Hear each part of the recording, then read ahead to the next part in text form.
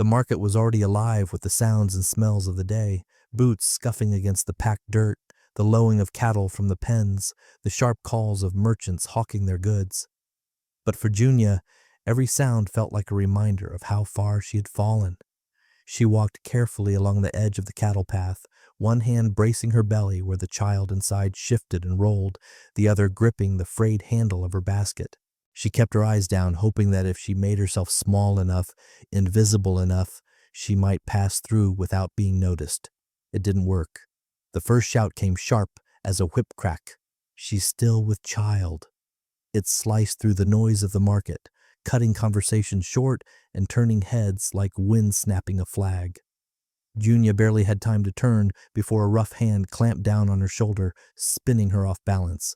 Another shove from behind sent her forward, and she fell hard, knees first, into the thick brown mud that lined the edge of the path. The sound was wet and humiliating, a sucking squelch that seemed to echo louder than it should have. Her hands shot out instinctively, fingers digging into the muck to keep from toppling all the way over. The cold seeped instantly through the thin fabric of her dress. Her belly, round with 8 months of life, pressed uncomfortably against the earth, making it harder to draw breath. Gasps rippled through the gathering crowd, but they weren't gasps of concern. No one bent to help her up. No hand reached out to steady her.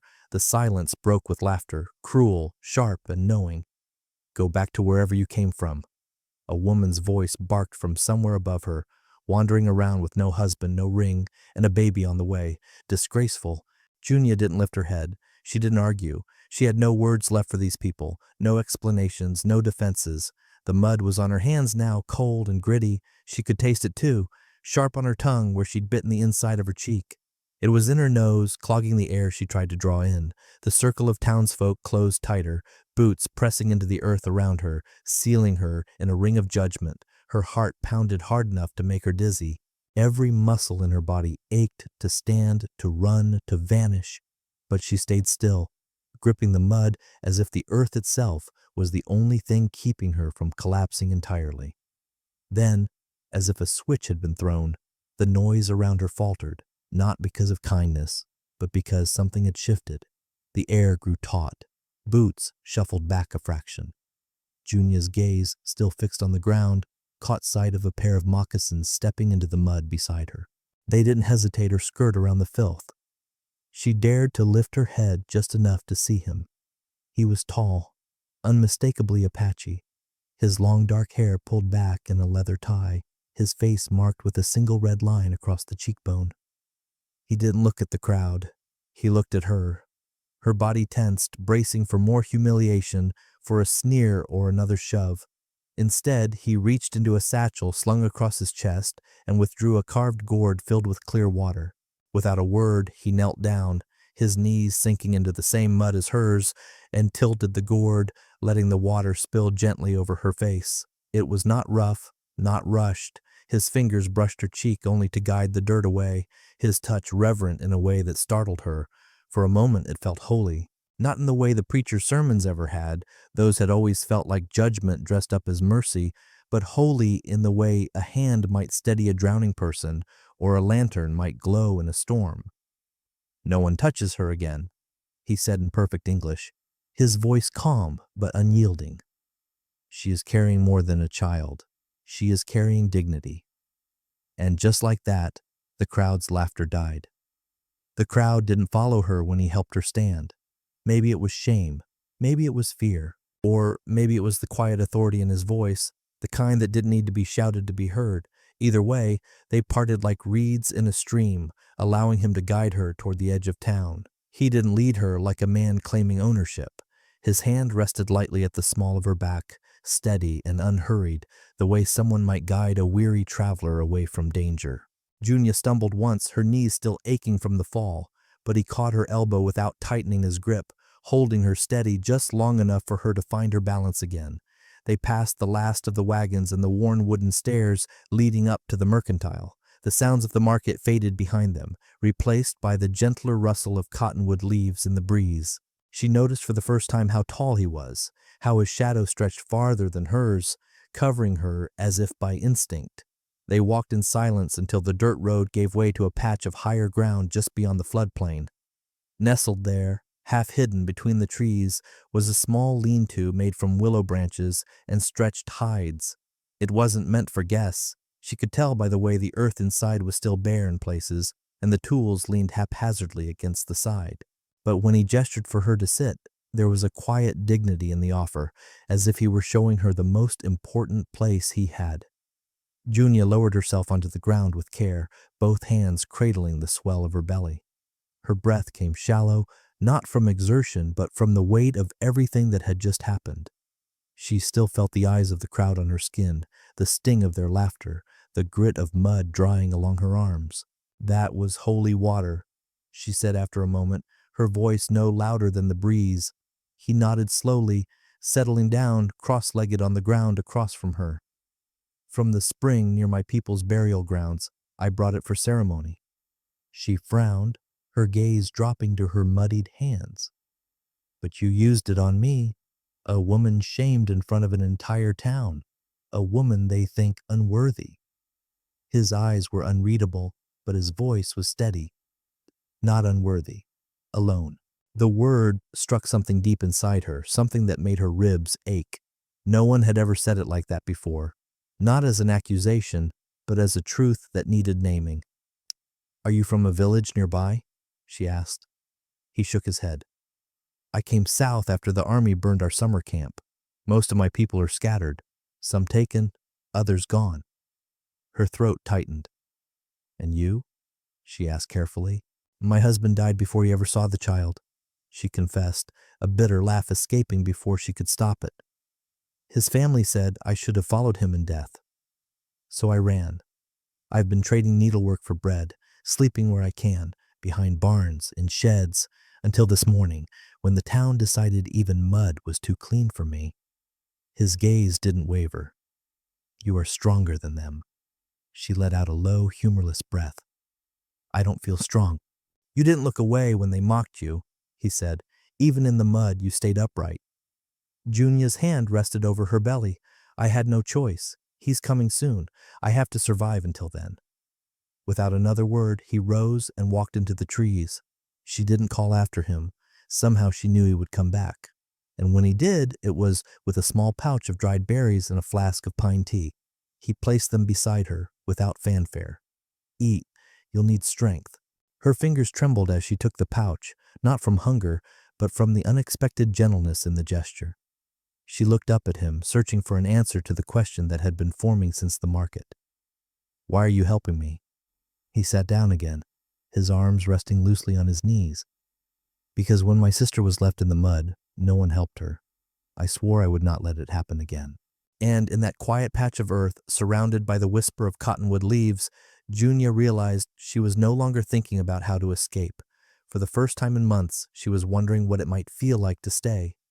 Night had fallen by the time the fire was built. A small, steady flame danced between them, casting flickering light across the rough hides and willow frame of the lean-to.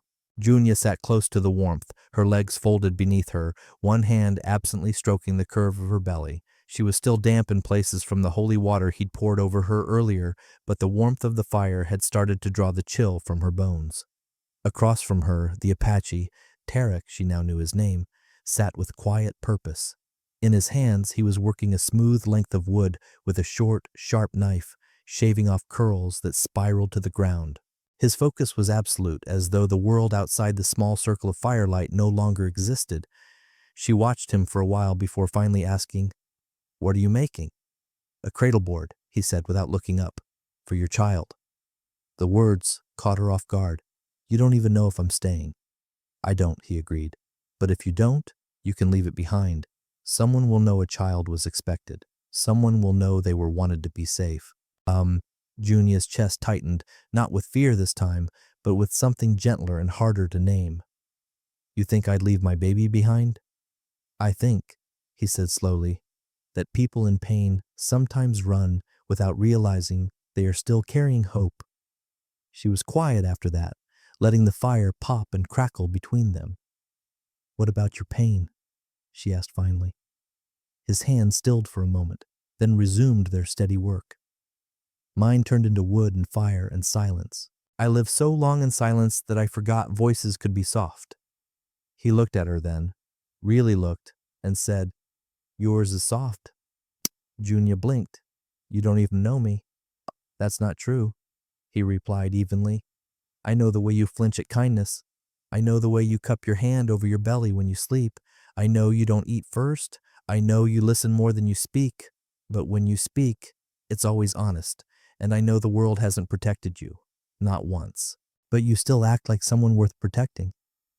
The air between them seemed to grow warmer, heavier. No one had ever said anything like that to her before. She felt herself looking down to hide the heat in her cheeks. "I wasn't always like this," she said softly. "I used to laugh. I used to love the way the sun felt on my skin. I used to sing while sweeping the cabin." "Then you remember," he said simply. "And that means it's still in you." Her throat was tight, but she managed a small smile. "What about you? What did you lose?" He didn't flinch at the question. "My brother. To fever when we were boys. My mother later. Then my language when the white men told us to speak theirs. I lost the right to wear my braids in the school they forced us into. I lost the right to cry when they cut them off." The ache in her chest deepened. "I'm so sorry." "I'm not," he said, his eyes steady, "because I remember everything, and I will pass it on. And if your child is born here, I will teach them what was taken and what still lives." Her tears came before she could stop them. "You make it sound like my baby already belongs here." "They do," he said. "Not because of me, because you were brave enough to fall and still rise again. You brought life into a place that forgot how to hold it gently." She didn't answer right away. Instead, she rose, walked to his side of the fire, and knelt beside him. "Would you like help finishing it?" He handed her the softened hide without hesitation, and together they began wrapping it around the frame. The fire's glow lit their hands as they worked side by side, the night air crisp and still. For the first time since her husband's death, Junia felt the faint but certain hum of something she hadn't dared to name. Belonging. They came just after midday, riding hard from the far road, their horses kicking up dust clouds that rolled toward the camp like the warning edge of a storm. Junia saw them before they dismounted, 3 men in stiff black coats, their hats pulled low to block the sun, Sheriff Colby, Ezra Pike, and the preacher. Her chest tightened. She knew them well. They were from the church, the same men who had turned their backs when the women whispered about her, the same voices that had declared her name unfit for polite company. Beside her, Tarak set down the wood he'd been splitting. He didn't move quickly, didn't reach for a weapon. His stillness was like the calm before lightning, watchful and heavy. "You know them?" he asked. Junia nodded, her voice low. "Ezra's the one who spread it, that I was impure, that no decent man would want a woman already heavy with another's mistake, and now they've come all this way." Tarak's eyes narrowed, not in fear, but in understanding. "That's not gossip, that's a mission." The preacher was the first to speak when they drew close, not bothering with a greeting. His gaze went straight to her stomach, as though the life growing there was something to measure and weigh. "Miss Junia," he began, his tone dripping with false sympathy, "we heard you'd been taken in by an Apache.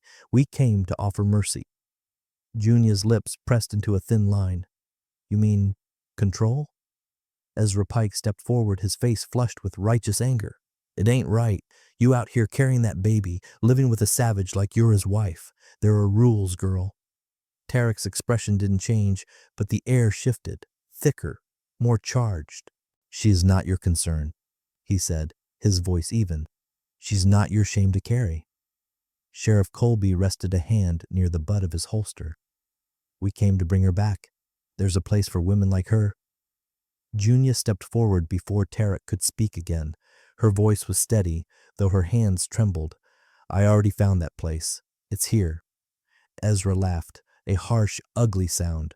"You'd rather rot with savages than repent with your own people?" Junia met his gaze without flinching. "You are not my people." A faint breeze caught the edge of her shawl, lifting it enough to reveal the curve of the cradleboard drying in the sun nearby. She took a step toward it, her voice rising just enough for them all to hear. You know what he did when he found me covered in mud? He washed my face with holy water, not yours, his, from the earth, with his hands gentle. The preacher's mouth opened as if to speak, but Tarak lifted his hand, not in threat, but in a gesture of finality. You may ride back and tell your church this: if you bring fire, we will not run, but if you bring peace, we will offer it in return. The three men shifted uncomfortably. No law had been broken here, and the woman they claimed to be saving had made her choice plain. Sheriff Colby spat into the dirt and turned his horse. You'll regret it, Junia. That child will never be accepted. Junia stepped closer, her shoulders squared. Then I'll raise them to never beg for acceptance from men who couldn't offer it to a mother in need. Silence followed, thick, heavy, final. The men mounted up and rode away, their retreat as loud in dust as it was empty in purpose. Tarak turned to her once they were gone. Are you all right? Junia looked down at her hands, realizing they weren't shaking. I didn't tremble. He nodded. They came for a woman they thought was broken, but you were already rebuilding. And for the first time since she had fled the town, Junia felt the solid ground beneath her feet wasn't just earth, it was hers.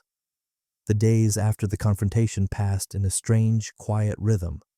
Junia spent her mornings sewing near the fire, her afternoons mending blankets or helping Tarak gather wood. There was a steadiness to it, a safety she had almost forgotten could exist. But on the fourth morning, the sound of laughter broke the stillness, bright, high-pitched, and unfamiliar. She stepped out of the lean-to, one hand instinctively resting on her belly. Down by the creek, two young girls splashed in the shallows, chasing each other with sticks. Their long braids swung wildly as they ran, their bare feet kicking up water that sparkled in the sunlight. Tarak was crouched nearby, smiling in a way Junia had never seen before, unguarded, warm. The older of the two girls was weaving a feather into his hair, while the younger tried to hand him a pebble as if it were some rare treasure. Junia hesitated at the edge of the clearing. The sight was beautiful, but it sent an ache through her chest. She didn't know if she belonged in that moment, in that joy. The older girl spotted her first. She froze for only a heartbeat before waving enthusiastically. She's the one Papa helped, she called out to her sister. The younger girl looked at Junia, her eyes wide and curious. Then, without hesitation, she ran up the slope and stopped in front of her, gazing first at her face and then at the swell of her belly. You're going to have a baby, she declared. Junia managed a small smile. Yes, I am. Is your baby going to be nice? The little one asked. We can teach him to swim. Junia laughed softly, caught off guard by the simplicity of the question. I hope so, she said, though I think he might be shy at first. That's okay, the girl replied with a shrug. Uncle Tarak was shy too, but he turned out nice. Something in Junia's chest loosened at those words. The defenses she had worn like armor since the day she'd been pushed into the mud, the shame, the caution, the constant bracing for rejection, felt as though they were melting away, just a little. By the time the girls had to leave, the sun was dipping low. They hugged Tarak goodbye and ran to the woman waiting for them at the far edge of the clearing. Junia watched as Tarak exchanged a few quiet words with her before she led the children away. Later, as Junia sat beside the fire, stitching a tear in one of Tarak's shirts, she asked, Did your sister know about me? Tarak glanced up from where he was carving a small piece of wood. Yes, she said, only a woman with deep pain and deep strength could carry life and still smile. She sent the girls so you would know you're not alone. Junia lowered her needle and thread, the firelight catching in her eyes. I didn't think I'd ever be part of something again. A home, a family. Tarak's voice was low but sure. You already are. She looked at him then, really looked, and saw no hesitation in his expression, no pity either, just a simple, steady truth. And for the first time in years, the word family didn't feel like something meant for other people. It felt like something she could reach for, something she could keep. That night, when she lay down to sleep, Junia placed her hand on her belly. The baby shifted gently inside, and she whispered to the life within her, You won't have to grow up alone. The words were meant for the child, but she realized they were also for herself. It took months before Junia found the courage to return to town. Not because she feared what they might say, she knew the whispers would come, but because she wanted to walk in with her head high, not as someone seeking approval, but as someone who no longer needed it. The morning she finally decided to go, the sky was a pale winter blue, the air sharp enough to bite. She wore a plain but clean dress, her hair brushed smooth, and carried a small basket of herbs and dried meat to trade. Her belly was round now, a quiet, undeniable announcement of the life inside her. Tarak walked beside her, silent but steady, his presence like a shield that didn't need to be raised. They passed the edge of the cottonwoods, and the town rose ahead. Wooden storefronts, uneven boardwalks, the same weathered buildings where her shame had once been put on display. As they stepped into the main street, people noticed. Eyes followed her, some narrowing, others widening in surprise. The same shopkeeper who had once refused to serve her looked up as she entered, his jaw tightening. He said nothing as she placed her goods on the counter. "I'll take salt," she said evenly. He measured it out without comment, sliding the small bag toward her. "Looks like rain," he muttered, his voice almost grudging. Junia didn't reply. She picked up the bag, turned, and walked out, her back straight. Outside, she exhaled, the tension in her chest loosening. "That was harder than I thought," she admitted. Tarak didn't offer platitudes. He simply placed a hand lightly against her back and said, "But you did it." They crossed the street to the blacksmith's shop.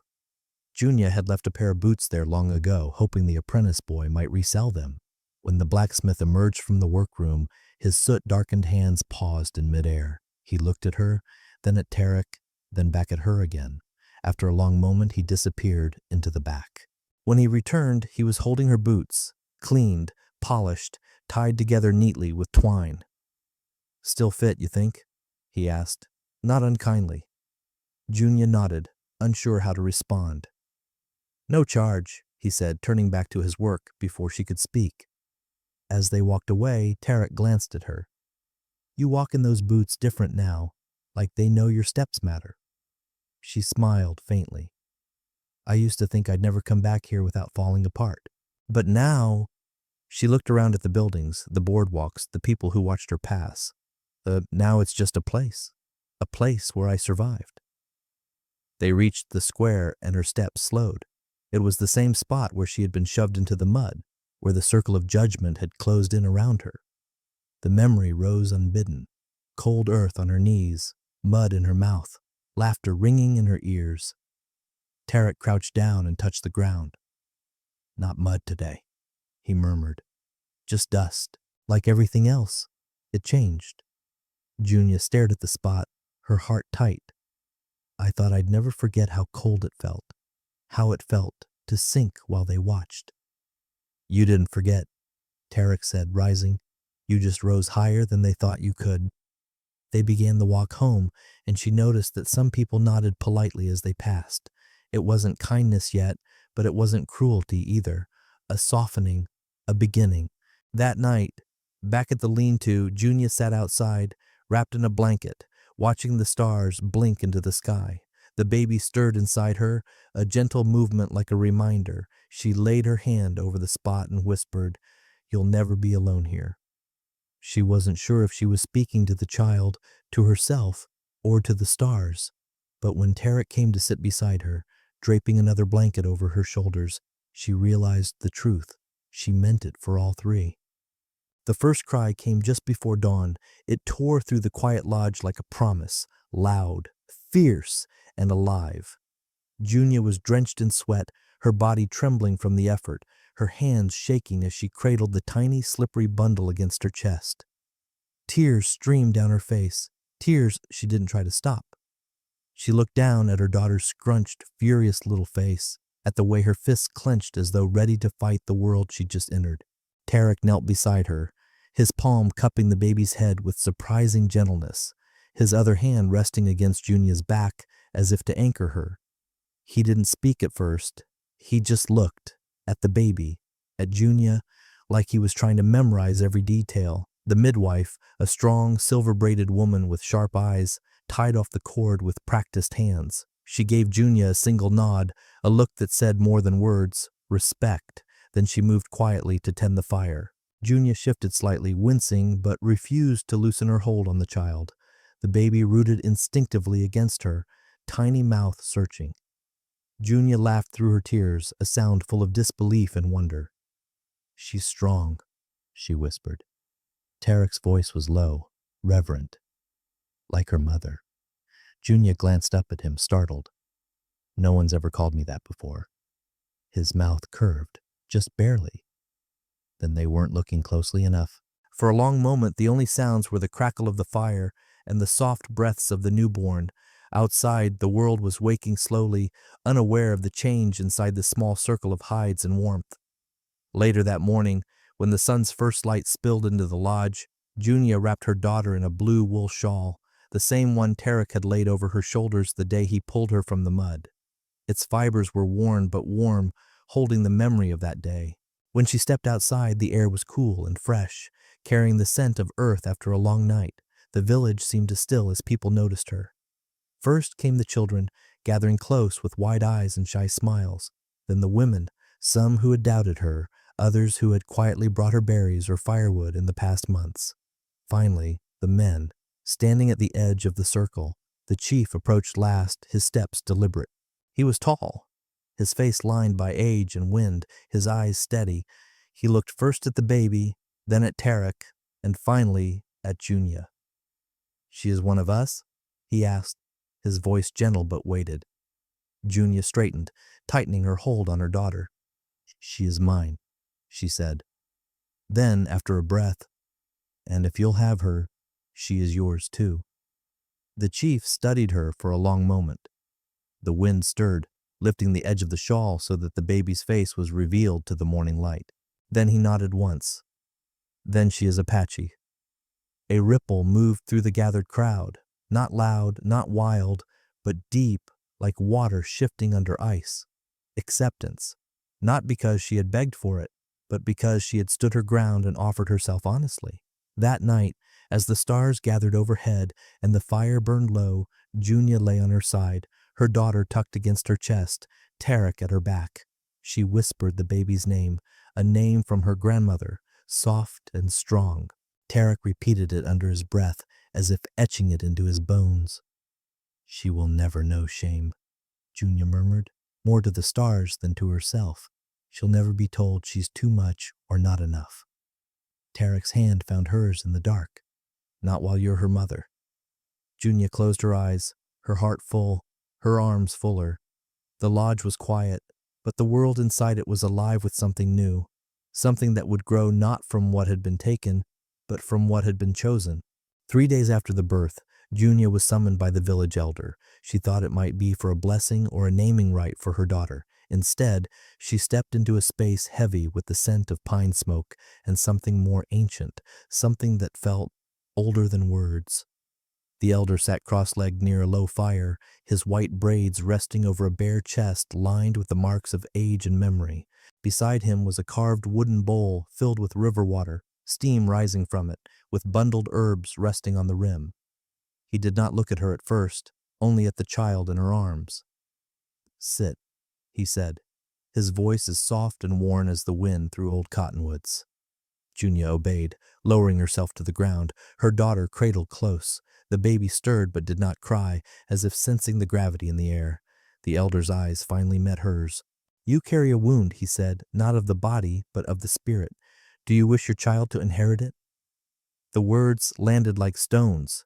Junia's first instinct was to deny it, to say she was fine, but then she looked down at her daughter's face, soft, unguarded, untouched by the world's cruelty, and something inside her cracked.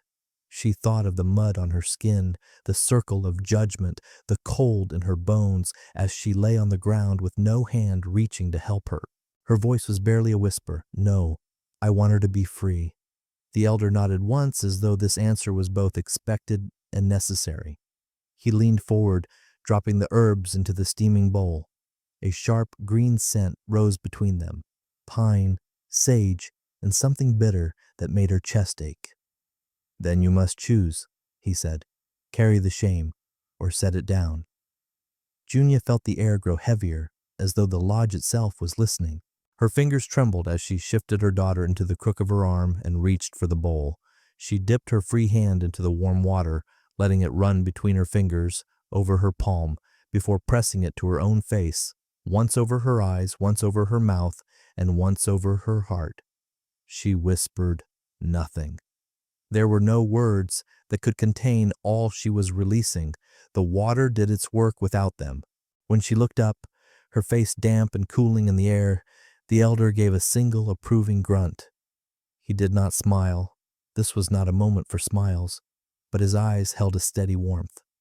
Outside, the late afternoon sun slanted through the lodge doorway. Tarak was waiting there, his shadow long on the ground. He said nothing as she stepped out, only reached for her hand. She took it, her daughter resting safe between them. "He helped me let go," she said quietly. Tarak nodded. "Good. You deserve to live without it." That evening, the tribe gathered around the communal fire for the seasonal feast. It wasn't for her or the baby, but when she stepped into the circle, heads turned. No one saw her as the white woman taken in by chance. No one saw her as the outcast from another place. She was simply Junia, mother, partner, part of the whole. She sat with the other women, laughing softly, sharing food, answering when asked for her daughter's name. And when the elder passed by, he slipped a small carved feather into the baby's blanket. He didn't explain. He didn't need to.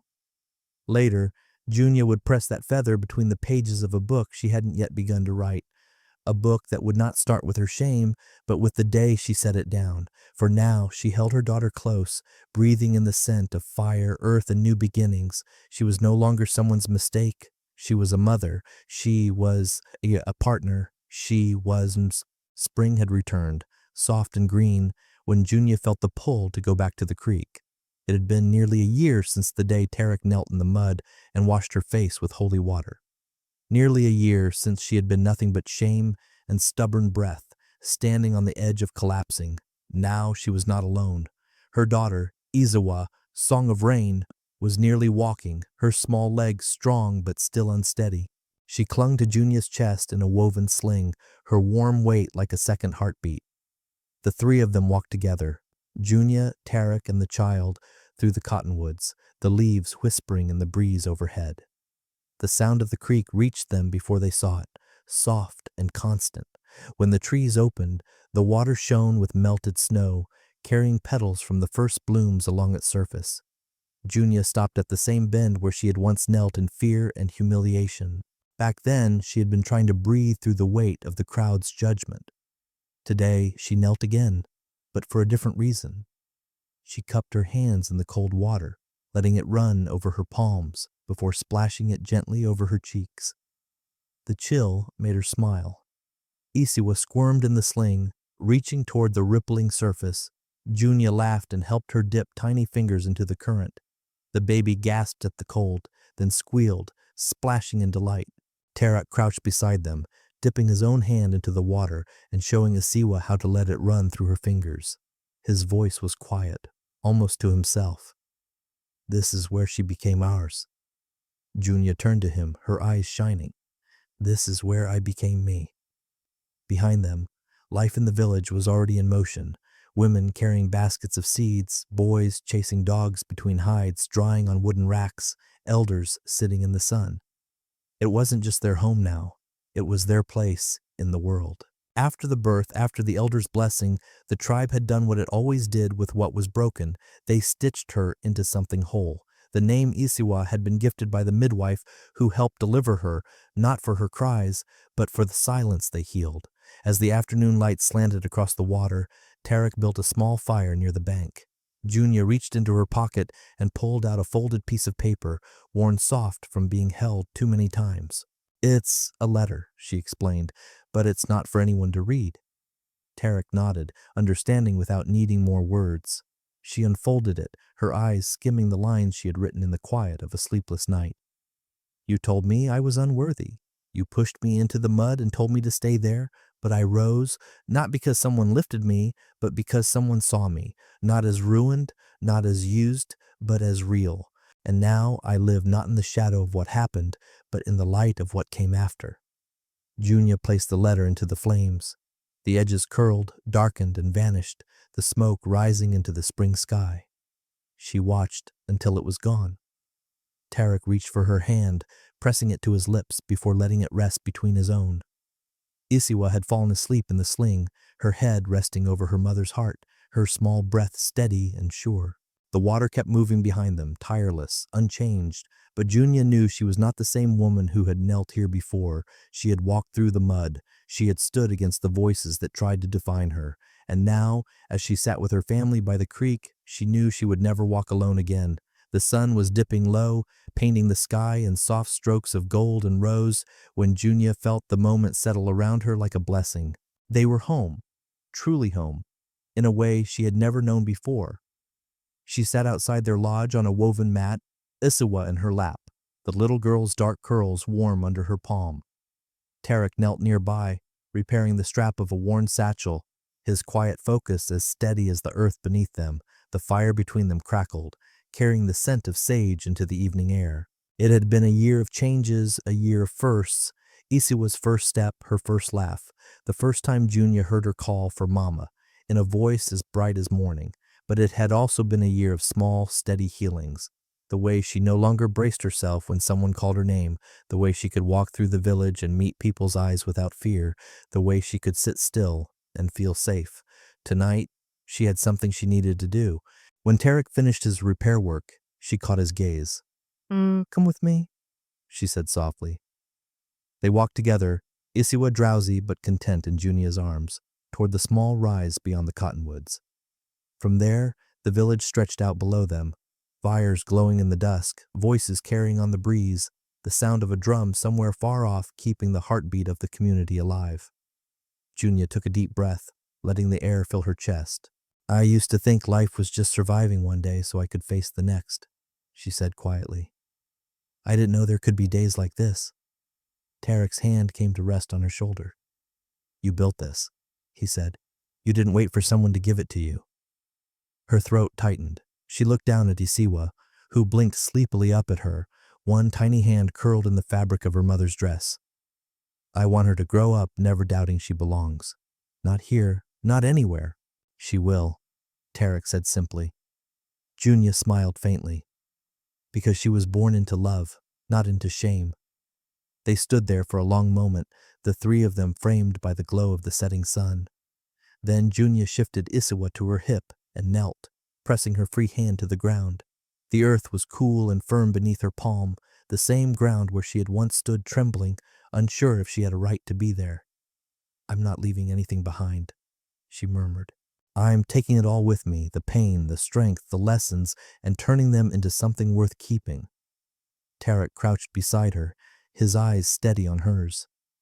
Then it will grow here, he said, and it will outlast both of us. Back at the lodge, the fire was waiting, its light spilling across the doorway like an open hand. Junia settled onto the mat again, cradling Isiwa close, watching the child's breath slow into the soft rhythm of sleep. She looked at Tarak, who had taken his place beside her, his arm warm against her shoulder. I used to think love was something you had to beg for, she said. Now I know it's something that finds you when you finally see yourself as worth finding. Tarak didn't answer with words. He simply reached for her hand, lacing his fingers through hers, and together they sat in the quiet, the stars beginning to prick the sky above them. In that stillness, Junia realized she no longer measured her life by what had been taken from her. She measured it by what she had chosen, by who she had chosen to be, and by the family she had chosen to keep. And as night settled over their home, she knew she would never again doubt that she belonged. Please like, share, and subscribe to support more true-hearted stories on Oldic Wild West stories. If you had been in that square, would you have stood beside her too, no matter the cost? Tell us in the comments.